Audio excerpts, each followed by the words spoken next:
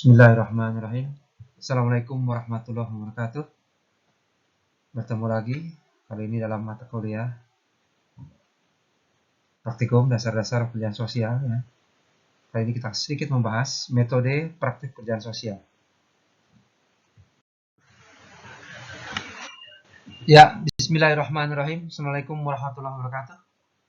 Bertemu lagi dalam metode praktik pekerjaan sosial ya, yang merupakan lanjutan dari video sebelumnya.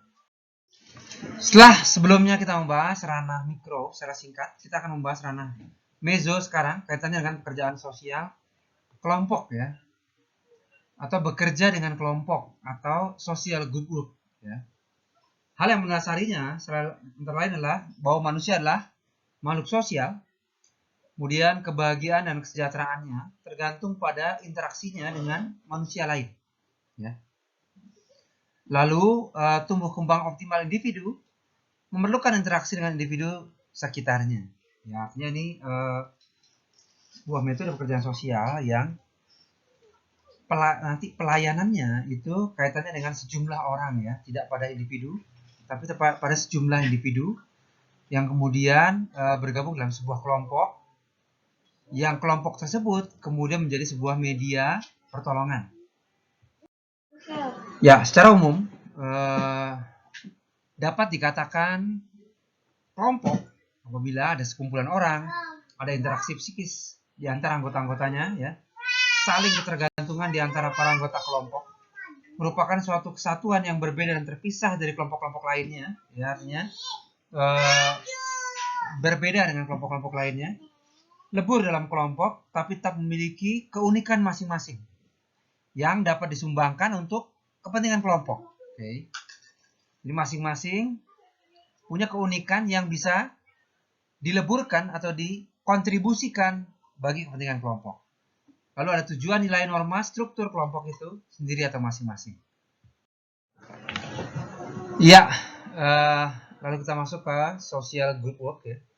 Ada suatu metode untuk bekerja dengan dan menghadapi orang-orang di dalam suatu kelompok guna peningkatan kemampuan untuk melaksanakan fungsi sosial serta pencapaian tujuan-tujuan yang secara sosial dianggap baik.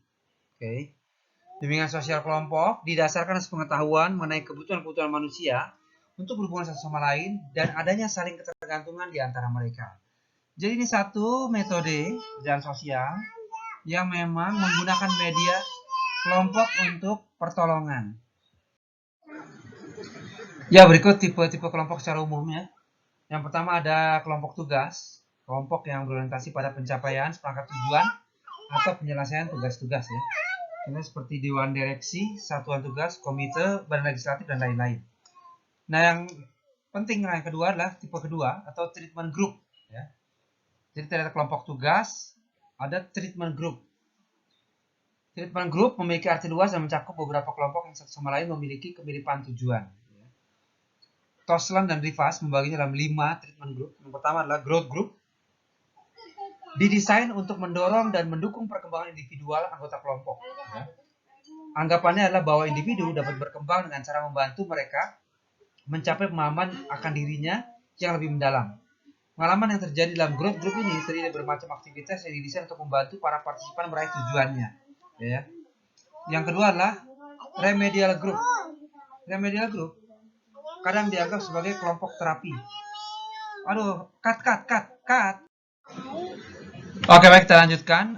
Tipe-tipe kelompok ya, secara umum dibagi dua, kelompok tugas dan treatment group. Kelompok tugas, kelompok yang berorientasi pada pencapaian seperangkat tujuan atau penyelesaian tugas-tugas ya, seperti dewan direksi, satuan tugas, komite, badan legislatif dan lain-lainnya.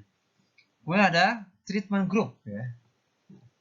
Treatment group memiliki arti luas dan mencakup beberapa kelompok yang satu sama lain memiliki kemiripan tujuan. Toslan dan Rivas mengumpulkan 5 tipe treatment group ya, antara lain growth group desain untuk mendorong dan mendukung perkembangan individual anggota kelompok ya, agar anggota kelompok masing-masingnya dapat berkembang. Kemudian remedial group kadang dianggap sebagai kelompok terapi, yaitu kelompok yang berupaya membantu klien dan bertujuan mengubah beberapa aspek dari perilaku klien.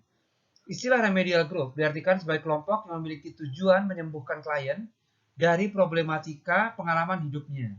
Fokus kelompok ini adalah memperbaiki masalah yang dirasakan secara interpersonal maupun intrapersonal maupun interpersonal, atau pada pembelajaran terhadap pemecahan masalah yang lebih baik. Ya.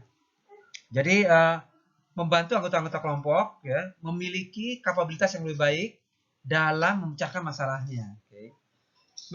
Educational group merupakan sejumlah kelompok yang didesain untuk menyediakan informasi bagi para anggotanya tentang diri mereka sendiri ataupun tentang orang lain. Tujuannya mendidik atau mengajari anggota kelompok tentang beberapa isu atau topik. Ya. Jadi ini bisa seperti pelatihan ya, namun dalam sesi yang lebih interaktif dinamis melalui educational group. Kemudian socialization group, itu kelompok ini membantu partisipan dalam menjadikan kebutuhan akan keterampilan menjadi hal yang tersosialisasi di masyarakat. Ya.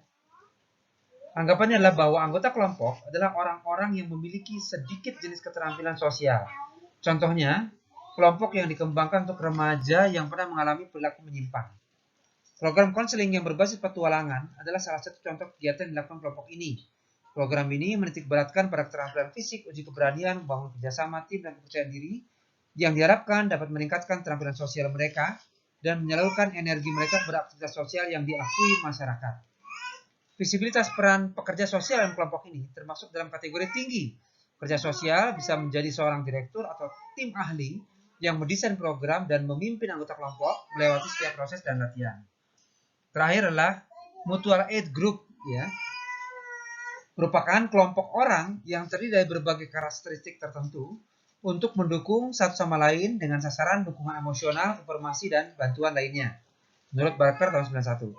Kelompok ini memiliki pemimpin yang profesional dan terorganisasi secara formal maupun informal. Istilah mutual aid group ini sering ditukar balikan dengan istilah self-help group karena keduanya bertujuan untuk menjadikan anggota-anggotanya saling mendukung satu sama lain. Namun yang paling penting adalah istilah mutual aid group digunakan dalam pekerjaan sosial untuk menerangkan kelompok dengan pendekatan yang saling mendukung yang kuat, ya. Karena kita juga mengenal istilah self-help group dan ini hampir sama. Prinsipnya adalah yang ini kelompok yang saling mendukung anggotanya agar lebih kuat, itu kira-kira gitu ya. Mutual aid group. Ya baik, demikian paparan singkat tentang bagaimana persiapan kerja sosial nanti dalam konteks mezo ya, kepada ranah mezo yang dalam hal ini bukan bekerja dengan antar individu tapi individu-individu dalam kelompok. Artinya kelompok digunakan sebagai media untuk melakukan praktek kerjaan sosial atau secara umum melakukan praktek pertolongan. Demikian ya. Insya Allah kita ketemu dalam video selanjutnya. Terima kasih. Assalamualaikum warahmatullahi wabarakatuh.